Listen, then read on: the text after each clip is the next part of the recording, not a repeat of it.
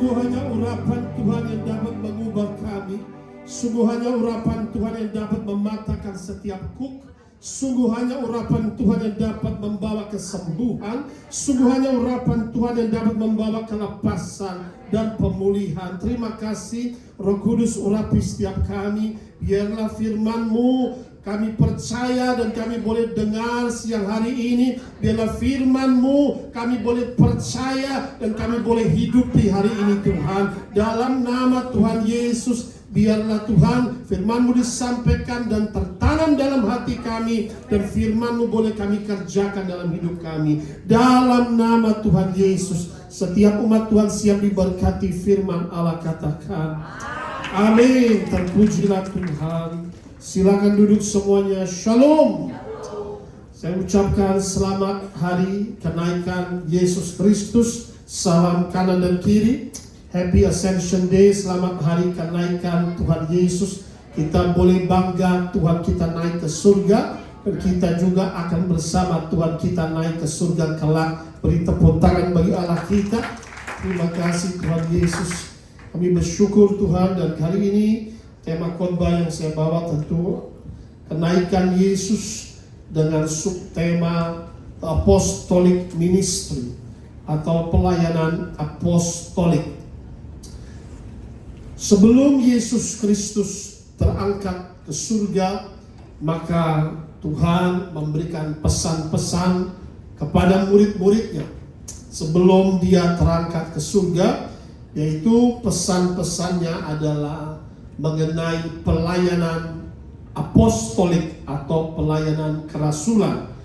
Gereja didasari dari pelayanan rasuli, di mana gereja bertumbuh karena juga pelayanan rasuli.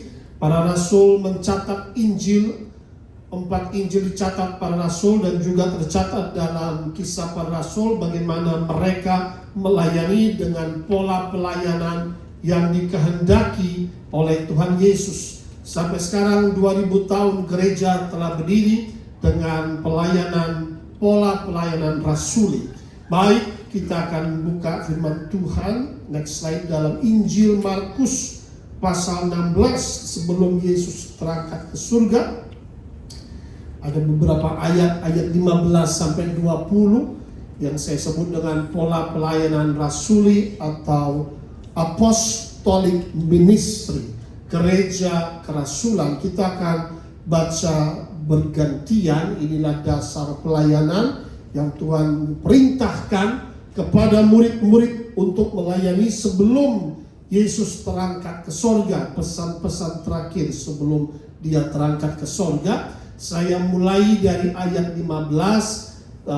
Injil Markus pasal 16 ayat 15, saudara, berikutnya bergantian.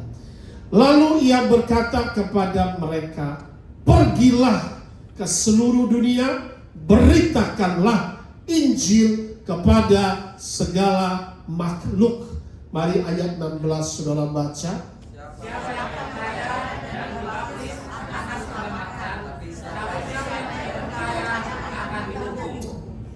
Tanda-tanda ini akan menyertai orang-orang yang percaya. Mereka akan mengusir setan-setan demi namaku. Mereka akan berbicara dalam bahasa yang baru bagi mereka. Ayat 18.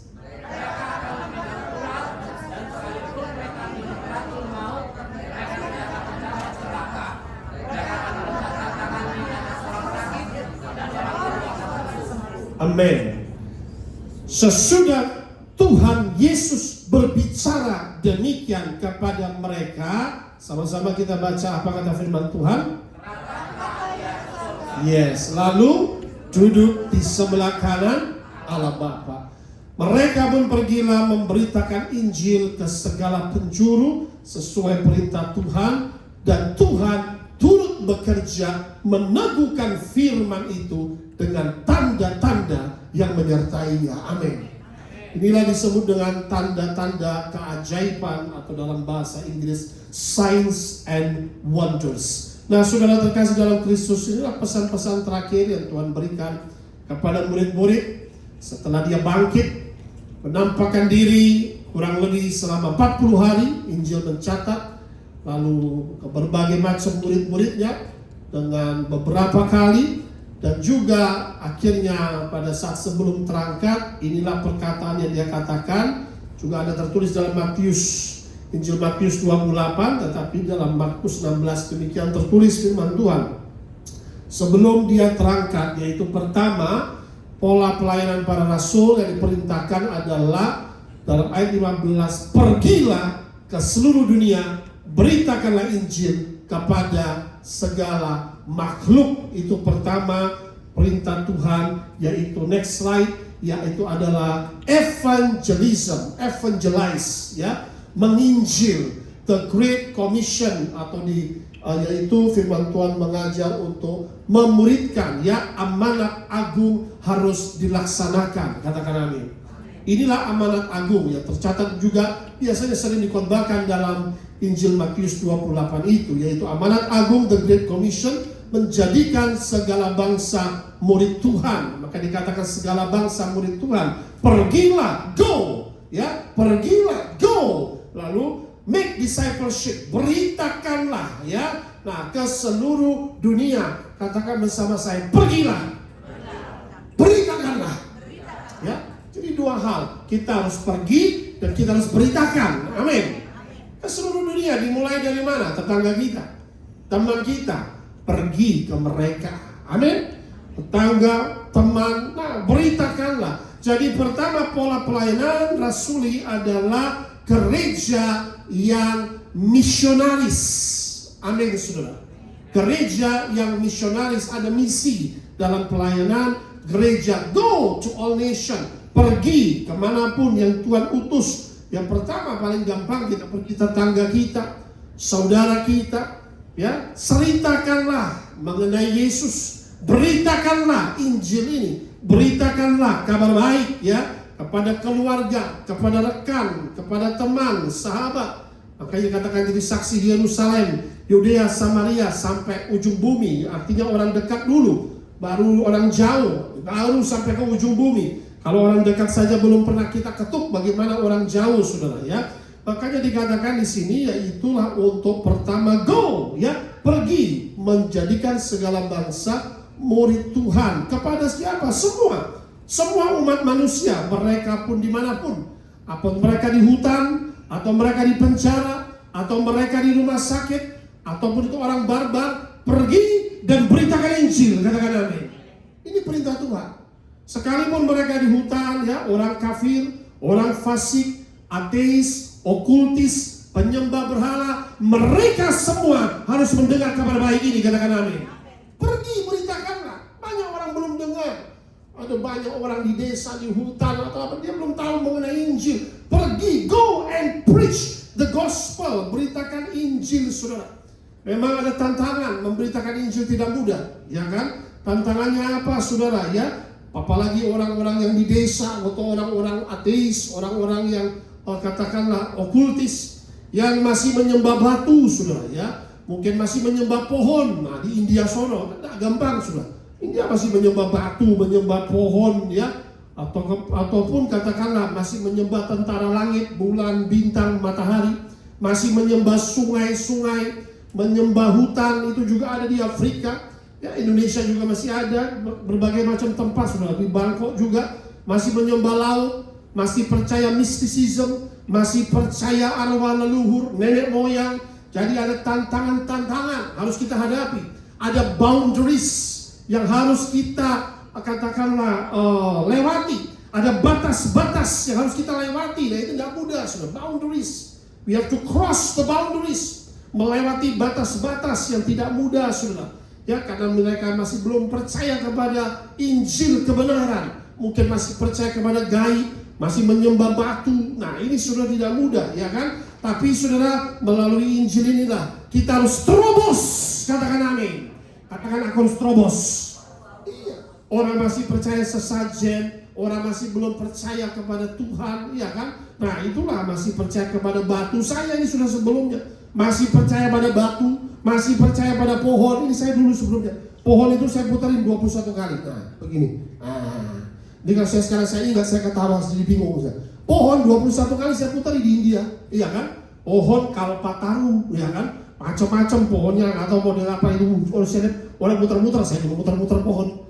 Bulan saya kasih apa? Kasih susu. Nanti kasih, nenek bilang kasih susu, ya kan? Matahari saya kasih air, penyembah tentara langit. Ini saya dulu, saudara, ya kan? Waktu orang nggak ngerti kebenaran, tetapi puji Tuhan, ketika saya datang dulu ke gereja, saya dengar Injil. Firman Tuhan tidak kembali dengan sia-sia. Firman Tuhan mengubahkan saya menjadi pemberita Injil yang ada di depan saudara. Berita tangan Maria bagi Allah kita, katakan amin. Kalau enggak, ini contoh menyembah batu, ya kan? Sama sudah, banyak orang masih menyembah patung-patung, menyembah kayu. Nah, sudah. Tapi puji Tuhan, Yesus datang, katakan amin. Injil ini, saudara, kita perlu beritakan. Pergi dan beritakanlah. Ada tantangan, saudara. Rasul Thomas memberitakan Injil di India sampai tantangannya, yang akhirnya dia ditikam matinya oleh para Brahmin. Tapi puji Tuhan, ternyata saya dengar ceritanya bukan cuma di Punjab. Waktu saya cerita, saya khotbah di orang-orang India, saudara. Ya kan? Saya khotbah tentang Rasul Thomas di Punjab, di mana rajanya bertobat, anaknya bertobat. Ada gereja Mar Thomas di Chennai. Ternyata dia bilang bukan situ saja, Pak. Justru Thomas ini menuai banyak jiwa di sekitar Goa, katanya. Goa itu adalah orang-orang India hitam yang keling itu, sudah. Itu banyak. Ternyata sekarang kalau kita melihat kekristenan itu ada banyak di daerah-daerah situ. Dan itu adalah benih dari Rasul Thomas sampai hari ini. Tidak akan sia-sia kita memberitakan Injil, katakan amin. Iya. Jadi saudara terkasih dalam Kristus, inilah ada banyak orang yang belum mendengar mengenai Kristus. Masih katakanlah tersesat. Maka kata firman Tuhan, pergi, beritakanlah Injil. Ada tantangan memberitakan Injil. Kenapa? Karena berbagai macam suku, budaya, itu tantangannya. Adat istiadat setempat, kadang bahasa tantangannya. Tidak mudah, saudara. Bahasa yang berbeda, budaya yang berbeda, iya kan? Tapi saudara, disitulah kalau Tuhan sudah mengutus kita, Dia menyertai kita, katakan amin. Pergi dan beritakanlah. Saudara lihat, Yesus mati bagi kita, itu harus diberitakan. Apa yang diberitakan? Injil. Dia mati bagi kita, Dia menebus dosa kita, Dia mengampuni dosa kita, Dia bangkit, Dia menang, Dia mengalahkan maut, Dia naik ke surga. Berita tangan yang meriah berjalan kita, katakan amin. Kalau Tuhan mau berikan pesan-pesan hari ini, maukah saudara melakukan pesan Tuhan? Katakan amin. Oh, katakan aku mau. Iya. Mari saudara kita bersama, bukan tugas pendeta saja, saudara pun murid Yesus, saudara pun beritakan Injil, katakan amin. Tetangga ketuk saudara ataupun teman, kasih tahu mengenai Kristus yang bangkit dan menang. Yesus anak Allah, Mesias itu saudara, yang telah datang 2000 tahun yang lalu. Jadi inilah saudara, supaya manusia semua boleh memiliki keselamatan dari Kristus. Beritakan salib Kristus, pengampunannya, ya. Jadi inilah yang perlu diberitakan, misi Yesus sebagai juru selamat manusia. Jadi go and preach, make discipleship of all nations. Nah, ini pertama, beritakanlah Injil. Inilah panggilannya, ya. Sebelum kita naik, lihat lagi. Ya, pertama, pergilah ke seluruh dunia, beritakanlah Injil kepada segala makhluk. Gak sampai seluruh dunia, minimal di kita, tetangga, keluarga, orang terdekat. Indonesia masih luas, saudara. Yang kedua, saudara, yaitu bagaimana supaya memperoleh keselamatan. Untuk apa memberitakan Injil? Saya mau tanya, untuk apa? Tujuannya apa? Satu, supaya orang selamat. Siapa yang selamat? Alkitab mencatat, sama-sama kita baca. Siapa yang apa? Percaya. Ya kan? Siapa yang percaya dan yang kedua dibaptis akan diselamatkan. Ya, tidak percaya tentu ada dalam hukuman, yaitu firman Tuhan, karena manusia semua berdosa. Ya, siapa yang percaya diselamatkan, ya, tetapi yang tidak percaya akan dihukum. Jadi jelas sekali harus percaya. Ya, siapa yang percaya? Next slide, saudara. Percaya kepada apa? Percaya kepada Injil, katakan amin. Siapa yang percaya diselamatkan, ya. Berarti bagaimana manusia diselamatkan? Sama-sama kita baca lagi. Siapa yang percaya kepada siapa? Yesus. Kepada Injil, dia diselamatkan. Tidak percaya dihukum. Apa firman Tuhan? Dihukum karena manusia berdosa. Upah dosa adalah maut, maka itulah manusia dihukum ya. Jadi saudara dikatakan percaya kepada berita Injil ini ya. Betapa pentingnya menyampaikan berita Injil. Bagaimana manusia diselamatkan? Yuk sama-sama sekali lagi kita baca. Siapa yang percaya diselamatkan. Jadi perhatikan, keselamatan ini bukan cuma karena dibaptis, saudara. Baptis itu adalah sakramen. Setelah kita percaya, kita pasti diselamatkan. Berita tangan yang meriah bagi kita. Karena keselamatan itu hanya melalui iman kepada Juru Selamat. Katakan amin. Kapanpun orang masih di penjara, orang masih di rumah sakit, sebelum dia mati, detik-detik terakhir dia percaya Yesus sebagai Tuhan dan Juru Selamat. Saat itu juga dia pindah dari maut ke kehidupan. Yang harusnya masuk neraka, malaikat surga menjemput masuk Taman Eden. Beri tepuk tangan yang meriah bagi Allah kita. Hanya percaya, katakan amin. Karena keselamatan itu adalah tergantung iman. Bagaimana mereka akan percaya kalau mereka tidak mendengar kabar baik ini? Bagaimana mereka akan percaya kalau mereka tidak mendengar Injil itu? Maka itu saudara terkasih dalam Kristus, pentinglah sharing firman Tuhan. Saudara yang mengerti Alkitab ya, mulailah dengan teman-teman beritakan Injil. Yuk sama-sama 1 Korintus 15 ayat 2 baca ini. Bagaimana dikatakan firman Tuhan? 3, 2, 1.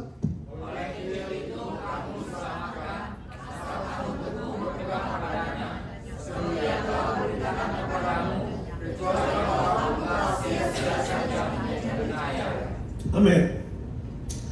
Bagaimana kita diselamatkan? Sekali lagi, oleh Injil itu kamu diselamatkan.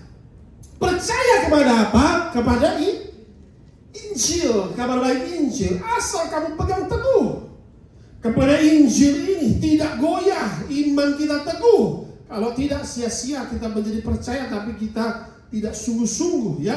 Jadi saudara terkasih dalam Kristus, iman percaya, pegang Injil. Tidak goyah, percaya ya. Oleh iman kita percaya kepada Juru Selamat, diselamatkan. Salvation is achieved through faith in Jesus.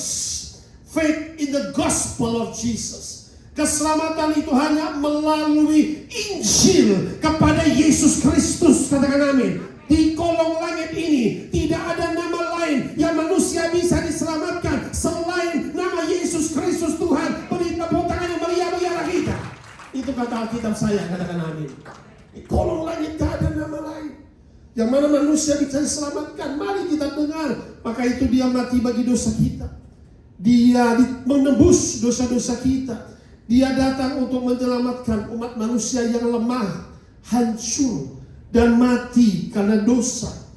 He came from his heavenly kingdom to humanity in despair, in brokenness, and in deadness.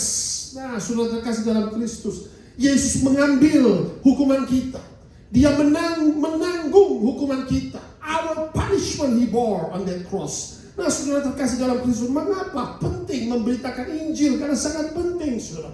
Ya, kenapa? Karena manusia ini pertama perlu diselamatkan. Manusia mencari keselamatan. Kenapa manusia perlu mendengar Injil, perlu diselamatkan? Karena manusia berdosa tanpa Kristus binasa. Maka itu kita perlu menginjil. Ini perintah Tuhan, go and preach the gospel. Pergi, beritakan Injil. Kenapa saudara? Karena Kristus mati menanggung dosa kita. Evangelism is important. Menginjil itu penting. Katakan bersama saya, menginjil itu penting. Menginjil itu harus. Menginjil itu wajib. Wow. Siapa mau menginjil mulai besok? Amin. Puji Tuhan. Amin.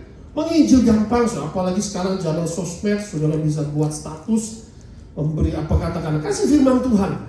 Saya percaya orang mulai melihat saudara punya status, tanya dengan saudara, saudara bisa mulai menceritakan mengenai Yesus. Atau kesaksian-kesaksian saudara alami ya. Mengapa pentingnya memberitakan Injil? Next slide kita akan baca firman Tuhan. Baik Pak Jimmy baca di situ. Mengapa pentingnya memberitakan Injil? Kisah Para Rasul 26 ayat 18. Untuk apa memberitakan Injil? Kisah Para Rasul 26 ayat 18, untuk membuka mata mereka supaya mereka berbalik dari kegelapan kepada terang dan dari kuasa iblis kepada Allah, supaya mereka oleh iman mereka kepadaku memperoleh pengampunan dosa dan mendapat bagian dalam apa yang ditentukan untuk orang-orang yang dikuduskan. Amin. Saudara, mau belajar hari firman Tuhan, boleh catat untuk apa kita harus memberitakan Injil. Yuk sama-sama kita baca yuk. Untuk apa? Membuka mata mereka. Terus supaya mereka apa? Berbalik. Katakan bersama saya, berbalik. Dari apa? Kegelapan kepada terang. Dari apa? Kuasa iblis kepada Allah. Supaya mereka oleh apa? Oleh iman mereka kepada Yesus memperoleh apa? Pengampunan dosa, mendapat bagian apa yang ditentukan untuk orang-orang yang dikuduskan oleh darah Yesus. Kita pasti, katakan bersama pasti, masuk kerajaan surga. Beri tepuk tangan yang meriah bagi kita. Kita orang yang dikuduskan oleh Kristus, katakan amin. Kita adalah orang yang dibenarkan oleh Yesus, katakan amin. Makanya itu perlu menginjil. Yang pertama dikatakan perlunya untuk menginjil, pentingnya untuk menginjil. Yang pertama, membuka mata mereka. Banyak orang punya mata tapi mata mereka tertutup secara rohani. Ya, membuka mata mereka karena apa? Ada selubung di mata. Selubung di mata ini, saudara terkasih dalam Kristus. Karena apa? Saya catat di situ, dibutakan oleh ilah zaman ini. Dibutakan karena saudara kadang-kadang menginjil. Kadang-kadang saudara sudah berusaha memberitakan kabar baik, ya kan? Tapi ada juga kok dia tidak percaya. Karena saudara ketika kita mencatat ada untuk membuka mata mereka, berarti ada selubung di mata. Yang harus dibukakan mata itu, ya kan? Nah, selubung ini harus dilepas. Kenapa? Siapa yang taruh selubung di mata, saudara? Siapa yang membutakan ilah zaman ini atau ilah palsu? Buka ayatnya. 2 Korintus 4:3-4. And you find the English version of it. 2 Korintus 4 ayat 3-4.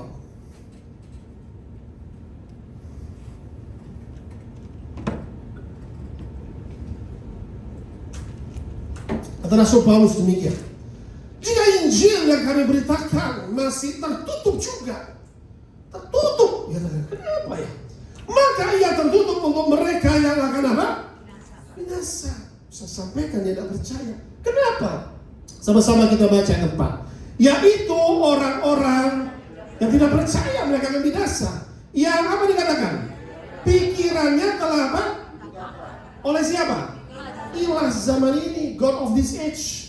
Sehingga mereka tidak melihat cahaya Injil tentang kemuliaan Kristus yang adalah gambaran Allah. Katakan amin. Kok bisa dibutakan? Ya, coba ayat ini cari bahasa Inggrisnya. Ya. 2 Corinthians 4 ya. Even if our gospel is veiled dikatakan ditutup, ada selubung. Nah, ini lebih jelas sekali, bahasa Inggrisnya bagus sekali. Even if our gospel is veiled, tertutup atau ada selubung, it is veiled to those who are perishing. Jadi dia selubung bagi mereka yang akan binasa. Ayat 4. Whose minds the God of this age, terjemahan bahasa aslinya Lucifer, sudah. The God of this age, ilah zaman ini, ilah dunia ini yang disebut Lucifer, membutakan sehingga manusia mulai tidak percaya kepada kebenaran, kepada Injil, dan lebih percaya kepada kegelapan. Sudah terkasih dalam Kristus. Kembali ke slide tadi. Kenapa sudah terkasih dalam Kristus? Karena apa? Mata hatinya dibutakan, pikirannya dibutakan oleh iblis. Dibutakan oleh apa? Melalui ajaran-ajaran yang palsu. Melalui dongeng, ya kan? Banyak orang masih percaya dongeng, saudara. Masih percaya takhayul, masih percaya kepercayaan palsu. Nah, ya kan? Weh, kalau malam-malam nggak boleh begini. Kalau lewat jembatan harus tintin, harus permisi. Nah, kita ini anak kerajaan surga, katakan amin. Gak usah permisi, ya. Minggir setan, gua mau lewat, gua anak raja. Iya kan? Iya, pakai permisi, iya kan? Inilah namanya takhayul. hati-hati, jam begini jangan ke sono, pamali deh. Oh gitu ya, gitu. Nggak usah saudara. Anak Tuhan, bumi beserta isinya milik Tuhan, dan aku adalah ahli waris kerajaan surga. Beri tepuk tangan yang meriah bagi anak kita. Jadi jangan dengerin cerita-cerita isapan jempol, yaitu katakanlah takayul yang mereka yang belum mengenal Injil ya, sehingga akhirnya kita mulai terbawa arus kepada takayul, superstitious bahasa Inggrisnya, dongeng ya kan, atau kepercayaan palsu, kompromi dengan iblis, sehingga dikatakan dibutakan oleh ilah zaman ini. Ya enggak, ada masih banyak orang Kristen yang sudah percaya Tuhan tapi masih kompromi. Sedih kali kadang-kala saya melihat ada di kantor orang Kristen, ternyata di kantornya masih ada kucing yang manggil-manggil begini. Ya kan? Lu ini buat apa kucingnya? Supaya manggil konsumen gitu kali. Nah, ya ampun, saya pikir ini kenapa kucing panggil-panggil begitu ya kan? Mungkin jimat. Iya kan? Tiba-tiba saya lihat masih ada apa itu? Katakanlah apa? Masih ada naga di mejanya. Tiba-tiba ke meja satunya naga merah besar saya lihat. Naga gitu, Bu. Orangnya nggak ada. Saya semprot pakai ini saudara ya kan? Pakai air suci loh. Langsung kebakar. Loh, udah dalam nama Yesus terbakar kau. Nah, saudara. Untung orangnya nggak tahu ya kan, atau tahu marah kali ya. Kenapa saya bilang ini kok masih ada begini? Karena ini Pak, saya ini kan sionya naga Pak. Waduh ya ampun. Masih percaya sio, ya kan? Kita ini anak kerajaan surga. Amin. Lu bukan babi, sapi, atau naga, atau anjing, saudara. Kita ini ahli waris kerajaan surga. Kita ini anak Allah. Itu identitas kita. Beri tepuk tangan yang meriah bagi anak kita, katakan amin. Jangan percaya kepada tipuan setan, katakan amin. Iya, itu urusan lama lu, ya kan? Kalau kita sudah ciptaan yang baru, pikiran yang baru, hati yang baru, kita jangan pakai lagi doktrin yang lama, katakan amin. Nah, inilah dia saya pikir. Masih dibutakan oleh ilah zaman ini. Maka dari itu banyak masih jadi orang Kristen yang notabene-nya tanpa kuasa. Tanpa apa? Tanpa kuasa. Iya kan? Usir setan takut, ya kan? Iya kan, kadang-kadang anak saya sekolah Kristen, gurunya bilang, hati-hati kalau usir setan, ada serangan balik loh. Aduh, saya mau katakan, saya bilang sama guru kamu, papa saya 15 tahun pelayanan, anaknya sudah besar semua, dan ada tuh serangan balik, ya. Ya memang namanya peperangan rohani ya, namanya pasti. Saya mau kasih tahu, namanya saja peperangan rohani. Dalam bahasa Inggris dikatakan we wrestle not against flesh and blood. Kita bergulat bukan dengan darah dan daging, but with principalities, powers of darkness, rulers of darkness, spirit of wickedness in the heavenly realms. Tetapi kita bergulat dengan roh jahat di udara, dengan kuasa-kuasa kegelapan itu. Nah, berarti kalau kita bergulat, namanya saja tinju dan gulat itu. Nah, saudara, saya mau kasih tahu, kalau saudara mau jadi seorang prajurit dan saudara mau takut terluka, saudara, cemen, lebih baik jangan ikut peperangan rohani. Ada amin. Yesus nggak panggil kita jadi orang cemen, saudara. Yesus panggil kita jadi prajurit. Mari dikatakan tanda-tanda ini menyertai orang-orang percaya. Mereka akan mengusir setan-setan dalam namaku. Beri tepuk tangan bagi Tuhan kita. You will rebuke demons in the name of Jesus. Katakan amin. Kau akan menghardik iblis, katakan amin. Keluar dan mereka akan tunduk kepadamu. Kenapa? Karena Yesus ada dalam kita. Amin. Nah, ini doktrin-doktrin ini kenapa bisa sampai? Karena kurang iman. Waktu muridnya gagal usir setan, ya kan? Karena kamu kurang iman, kata Tuhan. Mengapa jenis ini nggak bisa? Kurang iman kamu. Jika punya iman sebiji sesawi bisa memindahkan gunung masalah saja bisa dipindahkan. Setan ibarat gunung yang dipindahkan. Nah, saudara terkasih dalam Kristus, maka ini pertama, saudara. Kalau ikut Tuhan, jangan mendua hati, katakan amin. Amin. Jangan mendua hati. Takayul dipinggirkan. Semua superstitious, semua yang lama, semua ajaran dongeng, ajaran nenek moyang, yang tidak sesuai dengan firman Tuhan, kita tolak dalam nama Yesus. Katakan amin. Gak ada lagi penyembahan tentara langit, gak ada lagi saya waktu ikut Tuhan, saudara. Saya tinggalkan semua. Gak kurang banyak dewa-dewinya, gak kurang banyak mantranya. Itu waduh, saya super fanatik, saudara. Saya tinggalkan semua. Karena saya tahu kita menemukan suatu batu yang paling berharga, dan dia adalah Kristus. Katakan amin. Kita mencatat orang yang menemukan Yesus, menemukan permata yang berharga, dia akan menjual segalanya untuk permata itu. Karena kita tahu bahwa Yesus sangat berharga. Katakan amin. Tinggalkan yang lama. Katakan bersama saya, tinggalkan yang lama. Karena kita adalah ciptaan baru. Jangan lagi kita, makanya dikatakan mata mereka dibutakan, ya. Sehingga yang kedua dikatakan supaya mereka berbalik dari kegelapan kepada terang, dari kuasa iblis kepada Allah. Next slide. Mengapa penting memberitakan Injil? Supaya berbalik dari kuasa kegelapan kepada terang. Katakan bersama saya, berbalik. Dan harus sungguh-sungguh berbalik. Katakan amin.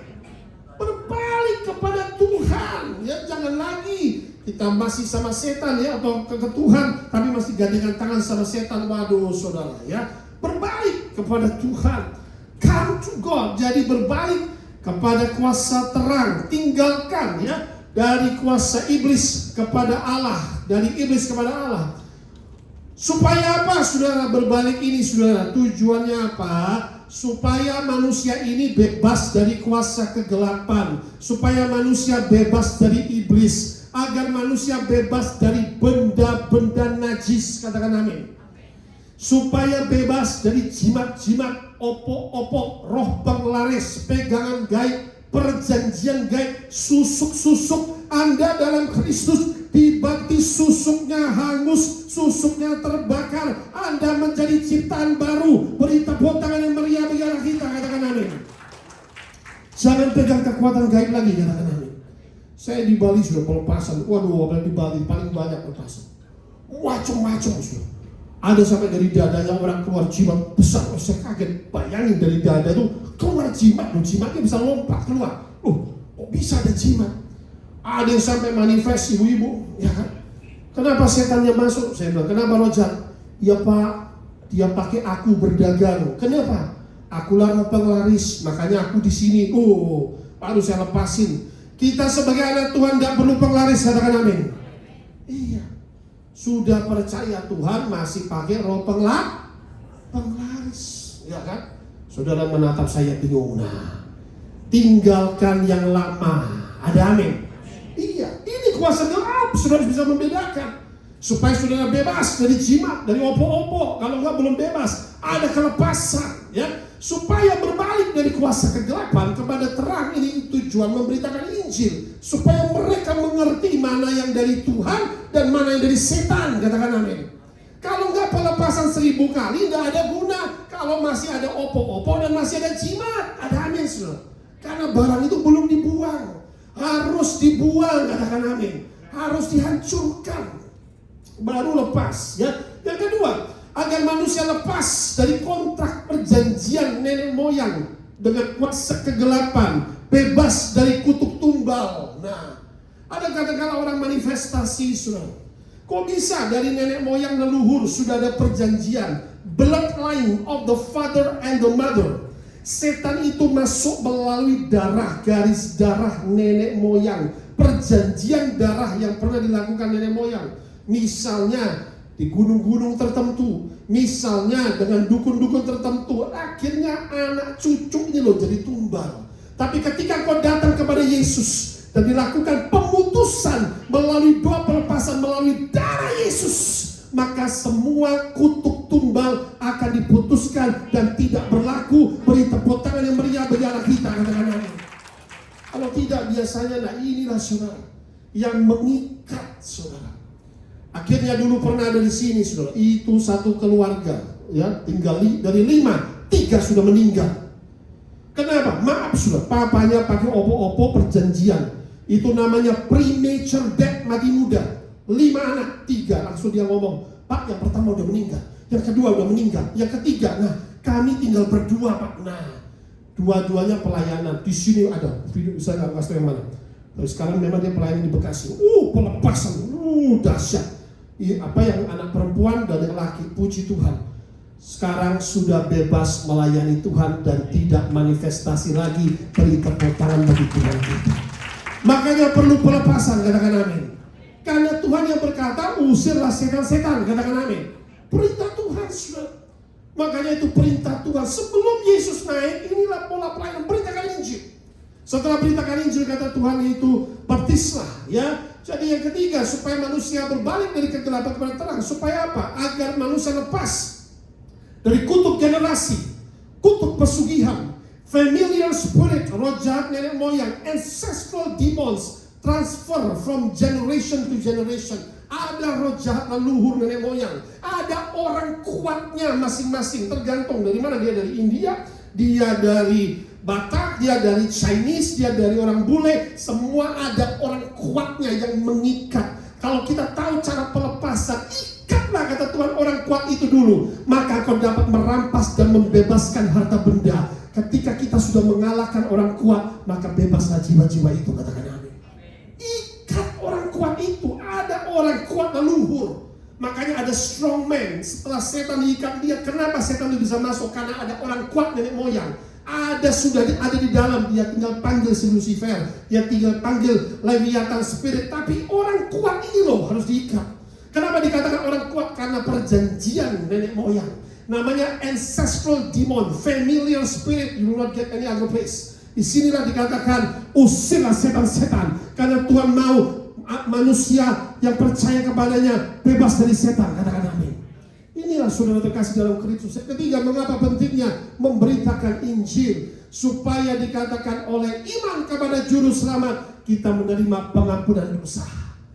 Dihapuskan dosa kita. You are forgiven. Saudara, ada namanya kitab perbuatan. Orang yang tidak dalam Kristus merah, semua dalam kitab perbuatannya. Tapi ketika saudara yang dilihat dalam kitab perbuatan tadinya merah, sudah dibasuh oleh darah Yesus sehingga tidak ada lagi yang merah. Saudara bersih, beri tepuk tangan yang meriah bagi arah kita. Iblis tidak dapat mendakwamu lagi, katakan amin. You are forgiven, katakan di sampingku, you are forgiven. Engkau sudah diampuni, amin. Kalau Tuhan sudah ampuni kita, masa kita tidak mengampuni orang lain? Halo, ada amin. Amin. Tuhan saja membuat kita punya semua yang tulisan merah bersih. Darahnya sudah tercurah untuk menghapuskan dosa kita, katakan amin. Supaya oleh iman, kata Tuhan, kamu boleh menerima pengampunan dosa. Kedua, supaya kita dibenarkan, justified in Christ. Supaya kita dikuduskan, sanctified in Christ. Supaya kita dibebaskan dari hukuman kekal dan diberikan hidup kekal. Tadi baca 2 Timotius 1 ayat 10. 2 Timotius 1 ayat 10. Dan yang sekarang dinyatakan oleh kedatangan Juru Selamat kita Yesus Kristus, yang oleh Injil telah mematahkan kuasa maut dan mendatangkan hidup yang tidak dapat binasa. Amin. Dan yang sekarang dinyatakan oleh kedatangan Juru Selamat kita Yesus Kristus. Apa yang terjadi waktu Yesus datang ke dunia ini? Yang oleh Injil kuasa maut dipatahkan, kuasa neraka dipatahkan, kuasa iblis dipatahkan, sehingga kita yang percaya kepadanya bukan mudah-mudahan pasti memperoleh hidup yang kekal itu. Beri tepuk tangan yang meriah bagi kita. Dia menjamin itu, katakan amin. Hidup yang tidak dapat binasa, dipatahkan kuasa maut. Inilah kita perlu menginjil ayat-ayat yang ada. Yang kedua, baptisan adalah satu sakramen yang diperintahkan Tuhan sebelum dia naik ke surga. Singkat saja mengenai sakramen baptisan. Yang pertama adalah sebagai tindakan iman. Katakan bersama saya, sebagai tindakan iman. Kita dibaptis, memberi diri dibaptis sebagai tindakan iman, tanda penyerahan diri kepada Tuhan. Menurut Tuhan, aku datang, mau dibaptis, mau menyerahkan diri kepada Engkau. Nah itu ya. Yang kedua, Alkitab mencatat sebagai tanda pertobatan. Mereka datang berduyun-duyun ke Yohanes Pembaptis, mengaku dosa mereka. Dan mereka dikatakan kepada Yohanes Pembaptis, Kerajaan Allah sudah dekat, bertobatlah, katakan amin. Mereka datang dan bertobat, mengaku dosa mereka, itu tanda mereka mengakui dosa, mau bertobat. Ya. Ketiga, sebagai kelahiran baru. Lahir dari air dan roh. Apa yang lahir dari daging adalah daging, apa yang lahir dari roh, air dan roh itu dari Tuhan. Ada amin. Kelahiran yang baru artinya apa, saudara? Ya. Jadi disinilah dalam baptisan, gambaran mati bersama Kristus, dikubur, lalu dibangkitkan kembali, memperoleh hidup yang baru dalam Kristus. Yang keempat, dimeteraikan menjadi anak kerajaan sorga. Ada bunyi dari sorga, ada suara, inilah anakku yang kukasihi, katakan amin. Saudara menjadi anak kerajaan Allah. Itulah gunanya sakramen baptisan, ya, sakramento. Lalu untuk yang terakhir, menerima karunia Roh Kudus. Baik Ibu saudara bacakan Kisah Para Rasul 2 ayat 38, ada di situ. Rasul Petrus berkhotbah, 3.000 orang memberi diri dibaptis. Kisah Para Rasul 2 ayat 38. Jawab Petrus kepada mereka, bertobatlah dan hendaklah kamu masing-masing memberi dirimu dibaptis dalam nama Yesus Kristus untuk pengampunan dosamu, maka kamu akan menerima karunia Roh Kudus. Amin. Disinilah katakan Petrus, bertobatlah, hendaklah kamu masing-masing. Cara bertobat, penyerahan diri, bagaimana tanda bertobat dan tindakan iman, masing-masing memberi dirimu dibaptis dalam nama Tuhan Yesus Kristus. Untuk apa? Pengampunan dosamu, kamu akan menerima karunia Roh Kudus. Katakan amin. Itu sebagai kelahiran yang baru. Yang poin berikutnya, tinggal 2 poin lagi kita akan selesaikan. Kuasa Allah diberikan kepada orang percaya. Inilah kuasa yang diberikan dalam Markus 16 tadi ayat 17 sampai 18. Yuk sama-sama kita baca sekali lagi. Tanda-tanda ini akan menyertai apa? Orang-orang yang percaya, bukan cuma pendeta, saudara juga sama, katakan amin. Semua saudara. Mereka akan mengusir apa? Setan-setan dalam nama Yesus. Amin. Mereka akan berbicara dalam bahasa-bahasa yang baru yang diberikan oleh Roh Kudus kepada mereka, bahasa roh. Mereka memegang ular, artinya mengalahkan iblis, memegang kuasa kegelapan, mengalahkan. Dan sekalipun mereka minum racun maut, mereka tidak mendapat celaka. Artinya ketika diguna-guna, di sini terjemahannya dalam bahasa aslinya adalah pharmakeia, racun maut. Ketika saudara di mana di Jompa Jambi, makanan bukan berarti saudara mencobai Tuhan minum baygon, bukan begitu, katakan amin. Karena jangan mencobai Tuhan Allahmu. Tapi ketika saudara berada di mana dan ada yang mencoba meracuni makanan saudara, saudara tulus. Ada seorang pelayan di Kalimantan, pendeta melayani, dan disitulah sukunya mencobai pendeta ini, makanannya dikasih racun, ya kan? Dia berdoa, Tuhan kuduskan, haleluya, amin, dia makan. Ditunggu, tidak mati-mati, dia masih duduk ketawa-ketawa, pendeta tetap memberitakan Injil. Oh, dia bingung, apa sudah tidak mempan? Dia kasih ke istrinya, coba sama anaknya, mati saudara. Pendeta yang tidak mati. Wah, disitulah saudara terjadi sunduan ini. Kepala sukunya bertobat. Kurang lebih satu desa itu mungkin 300 orang. Semuanya hari itu juga memberi diri dibaptis, percaya Yesus sebagai Tuhan dan Juru Selamat. Beri tepuk tangan bagi Tuhan kita. Jadi kalau ada orang merancangkan kecelakaan, kejahatan, jangan, Tuhan akan menyertai kita, katakan amin. Seperti Sadrak, Mesak, Abednego.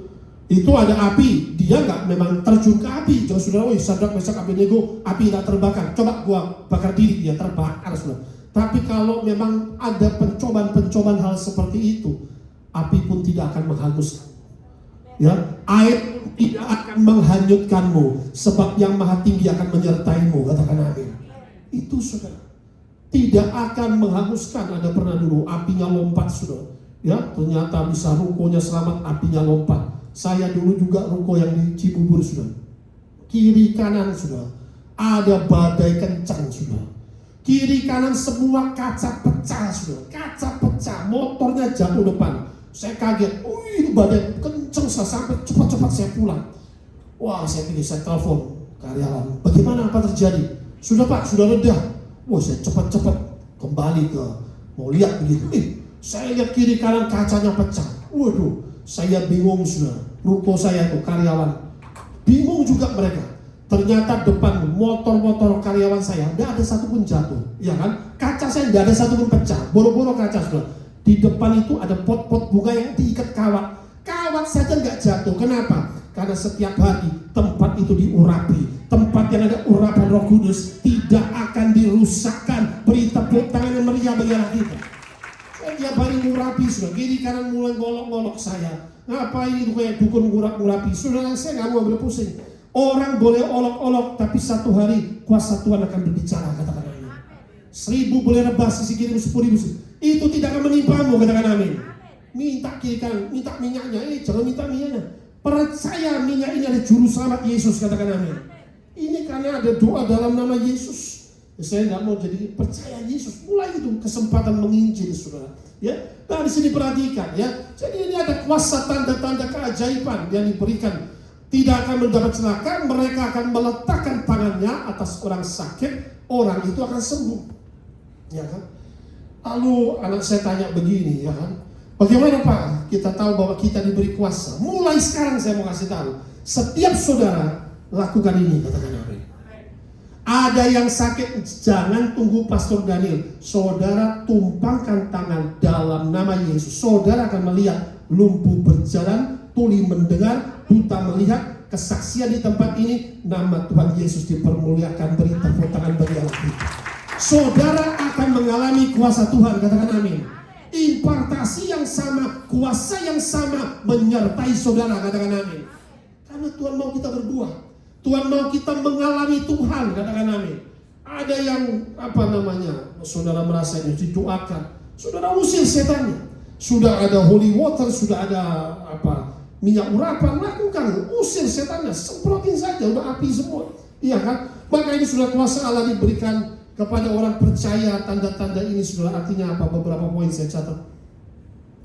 Tanda dan keajaiban pertama sebagai bukti bahwa pesan Injil adalah benar, katakan amin. Tanda-tanda ini menyertai orang percaya. Sebagai bukti rasul-rasul memberitakan Injil, ada mujizat bahwa benar pesan Injil ini nyata loh. Ada mujizat, mereka mengalami lawatan-lawatan Tuhan, mengalami kesembuhan, yang penyakit pun disembuhkan, ya. Nah, yang terikat pun dilepaskan. Inilah bukti. Yang kedua, sebagai bukti bahwa Tuhan hadir dengan kuasa menyertai pelayanan anak-anaknya, katakan amin. Tuhan hadir. Yang ketiga, sebagai bukti kita adalah orang yang diurapi Tuhan, katakan amin. Yang keempat, sebagai bukti mujizat ada dalam nama Yesus. Setan-setan keluar, penyakit disembuhkan. Beri tepuk tangan yang meriah bagi Allah kita. Sebagai bukti nama Yesus penuh kuasa, katakan amin. Iya. Mari kita tampilkan video pelepasan dalam nama Yesus. Yang dimuliakan nama Tuhan Yesus. Untuk apa? Supaya orang-orang yang tidak kenal Tuhan itu jadi kesaksian, saudara. Ya. Sebagai bukti mujizat ada dalam nama Yesus. Sebagai bukti kerajaan Allah hadir menyatakan kuasanya. Ya. Itulah kuasa kerajaan Allah. Sebagai bukti Roh Kudus turut bekerja, membawa kelepasan, kesembuhan, dan pemulihan. Inilah tanda-tanda keajaiban yang diberikan manifestasi kuasa Allah dalam pelayanan penginjilan. Pola pelayanan yang Tuhan mau. Inilah gereja mula-mula, gereja rasuli. Bahkan waktu murid-murid Yesus melayani, polanya sama yang dibacakan Matius 10 ayat 1. Matius pasal 10 ayat 1. Polanya sama.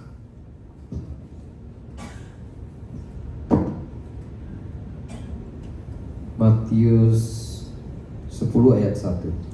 Yesus memanggil ke-12 muridnya dan memberi kuasa kepada mereka untuk mengusir roh-roh jahat dan untuk melenyapkan segala penyakit dan segala kelemahan. Amin. Amin. Perhatikan ayat ini. Waktu Yesus mengajar murid-muridnya berjalan dalam pelayanan, ya. Yuk sama-sama baca. 3, 2, 1. Yesus memanggil ke-12 muridnya dan apa dikatakan? Memberi kuasa eksousia,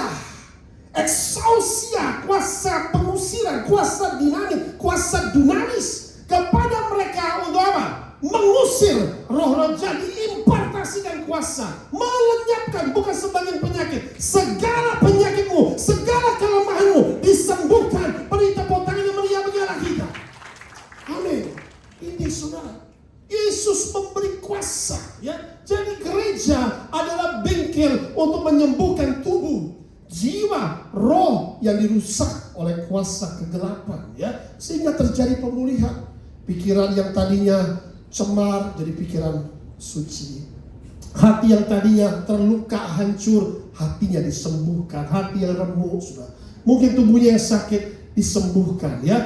Gereja bukan tempat entertainment atau gosip atau juga berdagang. Ketika Tuhan lihat rumah Tuhan dijadikan tempat perdagangan, kita mencatat Tuhan marah, memutar balikan meja-meja itu. Rumah Bapakku dijadikan sarang penyamun, ya. Jadi bukan tempat berbisnis di dalam gereja, jualan-jualan tidak boleh. Ataupun katakanlah ada karena gereja ternyata saya melihat jualan-jualan di dalam gereja. Ataupun bergosip, ya kan? Gereja adalah perjumpaan dengan Tuhan melalui firman, doa, dan penyembahan. Katakan amin. Inilah saudara terkasih dalam Kristus, ya. Sehingga orang yang mengalami depresi, ketakutan, penyakit, kekhawatiran, roh maut, intimidasi boleh dilepaskan. Itu minggu kemarin roh maut sudah mau setan sudah mau buat dia bunuh diri. Bayangkan setan kalau sudah menyerang seseorang sehebat apapun loh, bisa mau bunuh diri. Lihat saudara Elia diserang Isabel. Tuhan, aku gak lebih baik dari nenek moyangku, matilah. Aku mau mati aja dulu, kata Tuhan. Dikirim malaikat, makanlah. Istirahatlah Elia. Mau mati dia. Kadang-kadang saudara ketika mengalami masalah, ketika mengalami pergumulan, saya mau kasih tahu, hilang manisnya. Hilang apa? Manisnya. Seolah-olah dunia mau runtuh begitu loh. Tapi saudara, saya mau kasih tahu, percayalah, Tuhan memegang kendali dalam hidupmu. Dia Tuhan yang menghadapi badai. Tuhan akan menghadapi segala badai yang kau alami. Katakan amin. Seringkali orang kalau sudah mengalami persoalan, tantangan, ancaman, wah, kayaknya dia udah goyang. Wah, udah mau mati dia. Nah, saudara, itu adalah spirit yang mengintimidasi, yang mengambil damai sejahtera. Gereja adalah tempat Roh Kudus tercurah. Saudara mengalami pemulihan, saudara mengalami refreshment, saudara imannya dibangkitkan kembali, saudara mengalami kuasa Tuhan, lawatan Tuhan, semangat yang baru. Beri tepuk tangan yang meriah bagi Allah kita. Inilah saudara gereja hidup disertai tanda-tanda kuasa Allah. Jika tidak ada kuasa kerajaan Allah, maka gereja tersebut akan menjadi mundur rohani atau tertidur rohani. Tertidur rohani itu bahasanya adalah mati rohani. Banyak gereja duniawi pada bermunculan bukan lagi gereja rasuli dengan baik-baik. Tandanya apa? Kalau masih ada pengusiran setan, kalau masih ada kuasa Roh Kudus, kalau masih ada nubuatan, kalau masih ada bahasa roh, minimal itu adalah gereja rasuli. Katakan amin. Tanda-tanda seperti tadi, bahasa roh, ya, nubuatan bukan dibuat-buat, atau kesembuhan ilahi, ya. Tapi akhirnya gereja-gereja zaman now menjadi gereja entertainment, saudara. Wow, kerlap-kerlip, ya kan? Nah, akhirnya tujuan bergereja ini akhirnya berbeda. Menyenangkan telinga dan menyenangkan mata. Ya kan? Dilihat, gue mau gereja itu kenapa? Orangnya keren-keren gitu kan. Nah, saudara mau berjumpa dengan Tuhan atau dengan orang keren, saya mau tanya. Elo. Nah, iya kan? Gereja ini saudara kalau sudah menjadi diskotik dan tanpa kuasa, sudah pertobatan tidak ada. Akhirnya apa? Yang ditaruh adalah motivator. Saudara tidak perlu motivasi. Saudara perlu kuasa Roh Kudus. Karena hanya Roh Kudus akan menerobos badai dalam hidup saudara. Hanya Roh Kudus akan membawa kesembuhan, kelepasan yang benar-benar. Katakan amin. You don't need a motivator. Ada banyak motivasi di luar sana, tetapi kita perlu Injil Kerajaan Sorga. Kita perlu Injil yang murni. Kita perlu kabar baik. Kita perlu kuasa Roh Kudus. Beri tepuk tangan yang meriah bagi Allah kita. Cari motivator motivator, saudara salah tempat. Di sini bukan tempat motivator, di sini kuasa kerajaan Tuhan. Katakan amin. Yang terakhir, saudara, bahwa kita bisa melihat Yesus. Oh ini oke, saya lompatin saja karena waktu. Next slide. Kenaikan Kristus mengingatkan akan kedatangannya kembali. Kisah Rasul 1:9-11. Sesudah ia mengatakan demikian, terangkatlah ia disaksikan oleh mereka dan awan menutupnya dari pandangan mereka. Ketika mereka sedang menatap ke langit waktu ia naik itu, tiba-tiba berdirilah dua orang yang berpakaian putih dekat mereka dan berkata kepada mereka, "Hai orang-orang Galilea, mengapakah kamu berdiri melihat ke langit? Yesus ini yang terangkat ke sorga meninggalkan kamu akan datang kembali dengan cara yang sama seperti kamu melihat dia naik ke sorga." He is coming back. Dia akan datang kembali. Katakan amin. Inilah berita yang terakhir di mana murid-murid melihat Yesus naik ke sorga. Mengapa kau melihat dia di awan-awan? Yesus ini yang dikatakan naik akan datang kembali ke awan-awan. Makanya kapan? Tanda-tandanya sekarang. Di mana akhir zaman terjadi banyak gempa bumi di mana-mana. Saudara bisa melihat mulai apa tuh? Betapa cuaca meramalkan di berbagai macam tempat sudah gempa bumi dan lain sebagainya, ya kan? Dan juga peperangan di depan mata dan lain sebagainya, ya kan? Maka krisis, agenda antikristus 666, farmakia yang bisa racun iblis disebar menjadikan orang zombie, modar dan mati. Kita tolak farmakia, katakan amin. Saudara, saya beritakan kebenaran. Jaga hidupmu. Antikristus akhir zaman akan masuk melalui caranya. Ya, maka saudara harus murni, percaya, minta pimpinan Roh Kudus. Dia akan bicara dengan engkau. Berdoa dan berpuasa. Dia akan menuntun engkau, melawat engkau, dan Tuhan kita akan datang di awan-awan. Beri tepuk tangan yang meriah bagi Allah kita. Haleluya. Amin.